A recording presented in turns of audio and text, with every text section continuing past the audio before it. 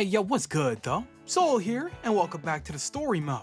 So something that I noticed that I haven't done yet was make actual predictions for Pokemon wins and waves. You guys know me, I'm usually very cautious and deliberate when I talk about this kind of thing because at the end of the day, we don't know what this game is going to bring us. We don't know what it entails. And even when I do state something that might actually end up being wrong, I will acknowledge that. Which is why I decided, looking at Pokemon wins and waves, I feel like it'd be kind of fun to get even more reckless. We're just stepping into August at this point in time, which means that it's only a matter of time before we get some inevitable news on Pokemon wins and waves. And like I always say, there is never a better time to be reckless about things that we talk about when it comes to these games than well before their release or any real reveals for the games. So that's precisely what we're gonna do. But before we hop into that, I would like to ask you guys the quick favor of dropping a like and a comment to let me know that you guys are enjoying the content still. We've been putting out a couple of random things here and there, and I just wanted to know that you guys are still having fun with this kind of content,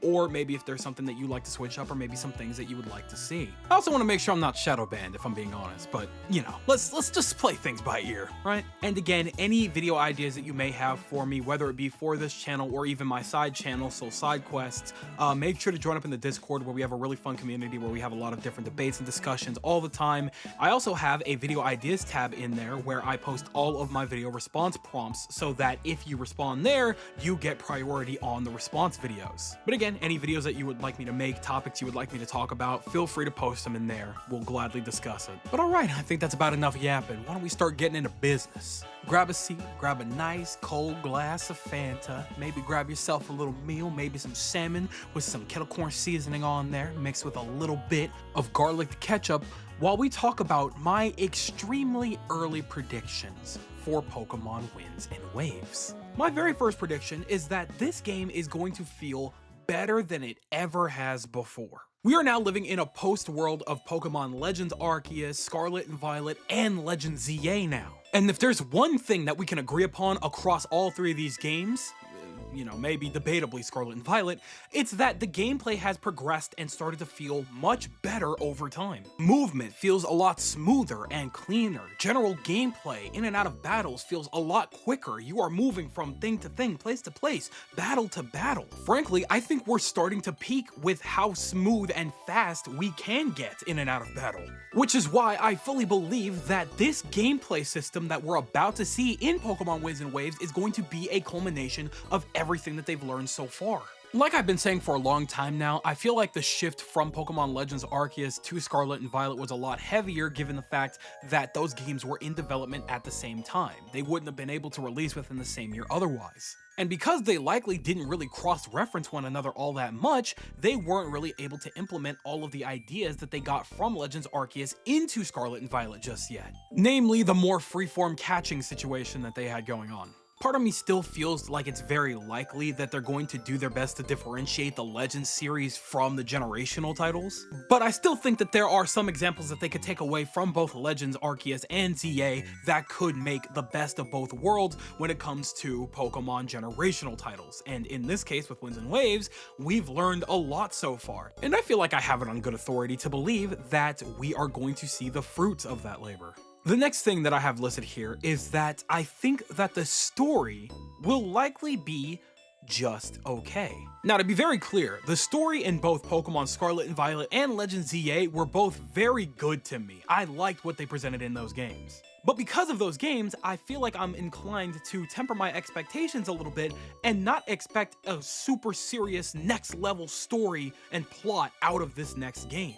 Something tells me that with Winds and Waves in particular, they're going out of their way to focus on general quality, the world, the gameplay, what characters are going to be prevalent in this game, the Pokemon, and most importantly, more than anything, the look and the function. Like I always say, because of the hefty time crunch that Game Freak is usually on when developing these games, it usually feels like there is some sort of sacrifice that has to be made. At least in recent years, anyways. For Pokemon Sword and Shield, both the dex and the story were sacrificed for quote-unquote better visual fidelity. For Pokemon Legends Arceus, I feel like you could definitely make the argument that graphics were sacrificed for gameplay.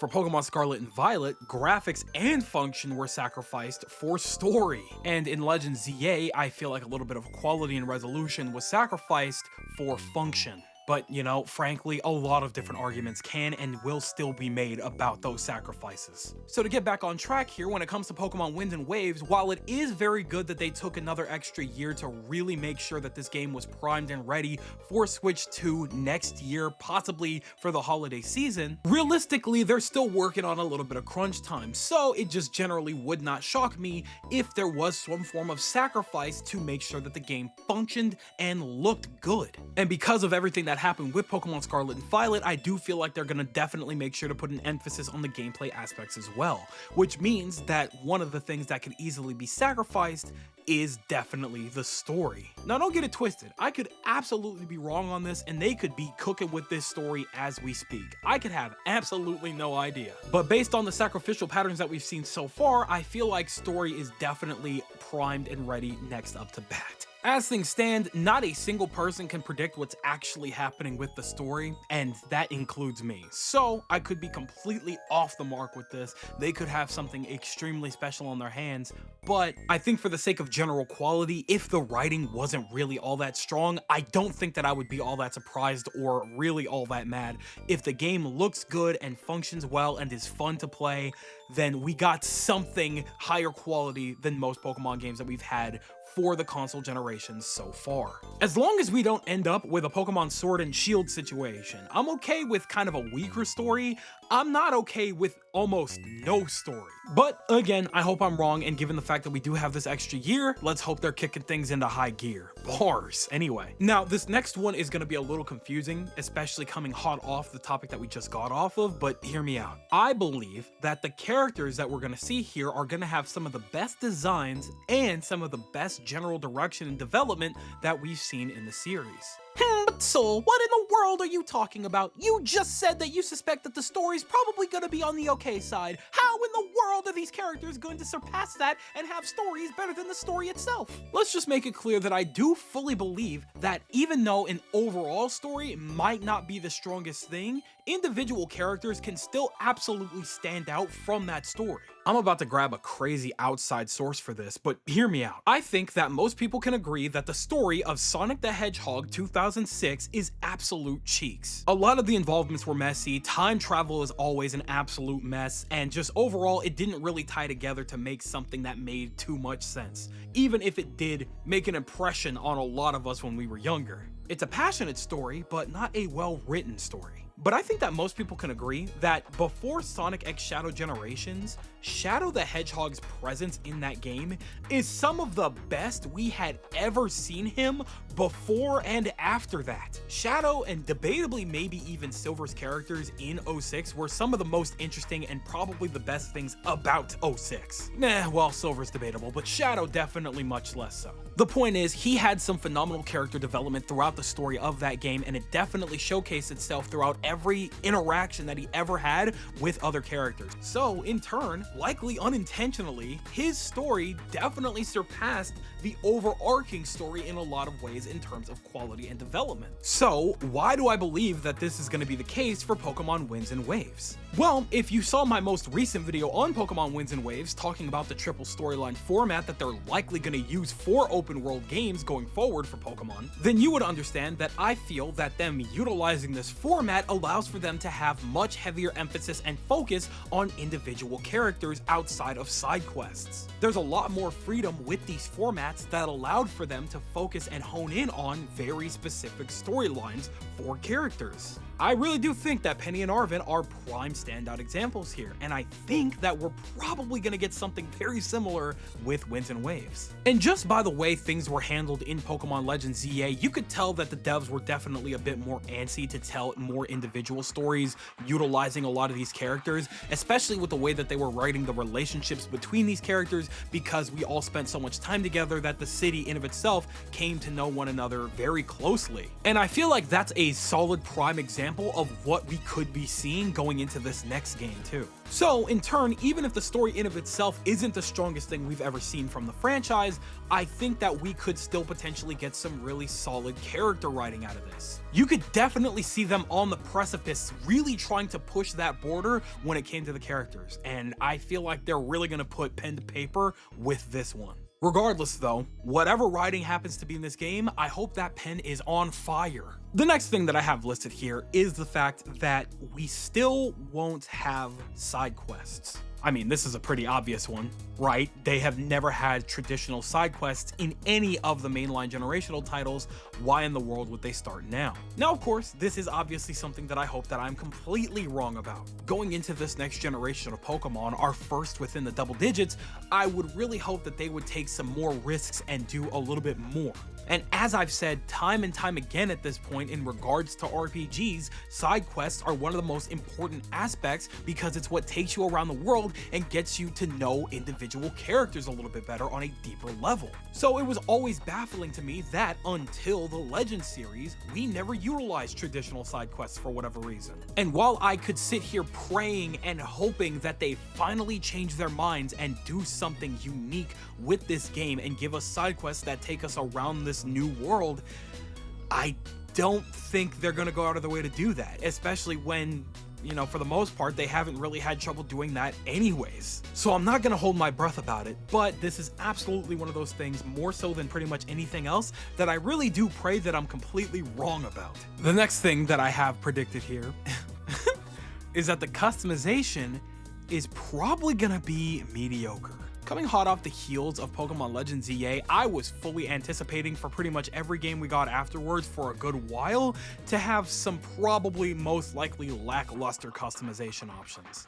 The reason the bar was so high for Legends EA to have good fashion was because it was a full circle situation in which we had customization introduced in Generation 6, so they had to really up the ante there. But this is Paris we're talking about. That's the center hub of fashion right there. They made sure that everything there was absolutely top notch in the fashion arena, and they killed it.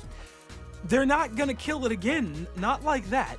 Like I've said a couple of times now though, I do hope that in this case I am very much wrong and that we do have a plethora of options to choose from. So, okay, maybe it's a little harsh to say that it's gonna be mediocre, maybe it's just gonna be okay, because I feel like if anything, it's probably gonna fall somewhere in between the options that we had in Legends EA, but closer to what we had in Scarlet and Violet. One of the reasons I fully believe this is because in Legends EA, we had an older protagonist that had a little bit more freedom to dress how they wanted. Generational titles are likely always going to have younger protagonists, and with that, we're probably not going to see nearly as many options as we would in a game like Legends EA.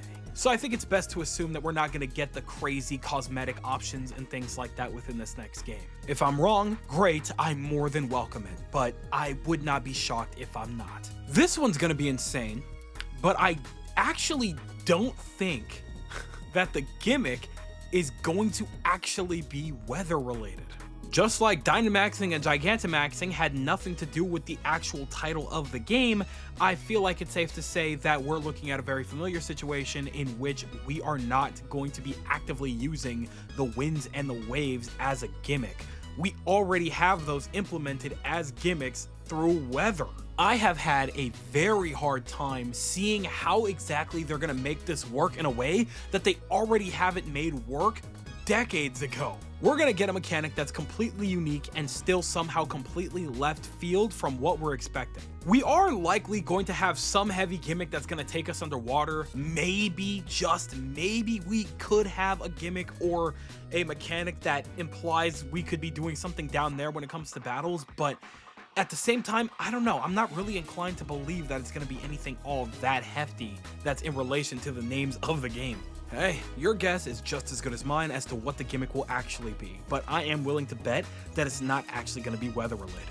Simple as that. And then the last thing that I have here, honestly, this probably should have been like my little free space. The Pokemon designs are going to start a war. I won't say much, and this isn't confirmed, but there have been some rumors going around that this game could potentially showcase the most amount of Pokemon introduced in a generation by and far. Based on a very good handful of Pokemon that were introduced within the last generation, I think it's safe to bet that with the focus that they're putting on quality control this time around, I feel like one of the other things that may potentially get sacrificed is a lot of the Pokemon designs. And don't get snippy with me, especially when, of the starters' final evolutions, the only one that people actually cared about was Meowscarada. I can definitely just see a situation in which there are going to be people fighting for their lives for certain Pokemon that definitely probably don't look as good as they could, but they fell in love with them anyway, because that's kind of how this situation always looks. At the end of the day, Pokemon designs and how they look are completely opinionated. Some designs are just going to be better than others, and in some cases, a lot of Pokemon designs in a generation are not going to be all that strong. Given the fact that we're in our 10th generation of Pokemon, well over 1,000 plus, there's probably going to be a very hefty amount of duds in there. And that's okay. I do have no doubt in my mind that there's going to be those few Pokemon in there that have that Ceruledge and Armorogue level of sauce to them that people are going to eat up. No doubt. But I'm almost positive that we're likely to receive quite a few more stinkers than bangers. But we'll have to see. There's a lot of Pokemon incoming, so let's see what they cook. That being said though, I think I've gotten the general idea across. All of the things that I've mentioned here, of course, I am susceptible to being completely wrong, and I will talk about it in a future video. Probably well after we've actually received Pokemon Winds and Waves, we'll revisit this video in about a year or so, likely, and we'll talk about everything that I may have gotten wrong. But based on previous track records, I think I'm pretty confident in my guesses here. But hey, you know what? Maybe that's just me. So that just about does it for this one. For anybody that's been sticking around, I'm not sure if you've been paying attention, but I did actually upload a full video recently talking about Pokemon movies, and that one is a Soul Ramble Mode video, something that I do want to do a little bit more often on this channel to kind of divvy up content a little bit more, you know, because we've been a little too stiff and stuff like that when it comes to the type of content that we're putting up here, and I just wanted to have a little bit more freedom to just talk about more, especially during downtimes like this. And because we're in such a weird and specific niche, it's definitely been a lot more stagnant. So I decided to have a little bit more free-flowing conversations every now and again when it comes to, you know, what we talk about here. And you know, Soul Ramble Mode is a fun way for me to do that and to also just get more general content out to you guys. So expect a lot more of that here. But of course, as you've seen from this video, the generally more scripted and like edit heavier videos will still be here, of course, when I come up with the ideas that I feel are worth doing that for. But you will definitely probably start seeing just a little bit more ramble mode, talking about certain things that I feel just need to be talked about regardless of how they're edited, right? And I think that's just a more fun way to do things, because you know me, I'm a yapper. I just be talking, you know what I'm saying? And being able to do that in front of a mic like this is just, it's where I live at, you know what I'm saying? So hopefully that's something that you guys enjoy. But you know, again, if that is something you enjoy, make sure to go check that out, leave a like and a comment over there, and you know, keep me posted on more things you would like for me to talk about. Or maybe if you prefer the more scripted content, make sure to drop a like and a comment over here, hype the video, and let me know what kind of video you would like me to talk about next in a scripted format. But that being said, I have done my due diligence and I have shamelessly plugged all over this video. So that sounds crazy. That sounds insane. I'm gonna go ahead and get the hell up out of here. But before I do, I'm passing the mic over in your direction, and I want you guys to tell me everything that you're thinking in the comment section below. Do you agree that a lot of my predictions definitely make sense? They add up to what we are used to when it comes to Pokemon, and you could definitely see a lot of these things coming to fruition? Or are you on the opposing side? I'm absolutely completely wrong. I'm big, stupid, and stinky for thinking any of these things, and you have better predictions for what to expect for Pokemon Winds and Waves. Tell me everything that you guys are thinking in the comment section below, because you know for a fact that I'm always going to be down there with you guys. But with that, yes sir, it does appear to be skedaddle o'clock, so I'm gonna go ahead and do just that. I'd like to thank you guys ever so much for watching. I truly do hope you enjoyed. Do me the greatest favor of dropping a like and a comment, and consider subscribing for more content just like this here. And with that, I'm gone. So thanks again, hope you enjoyed, and I'll be seeing you guys in the next video. Do me the greatest favor of taking good ass care, and I'll see you all next time.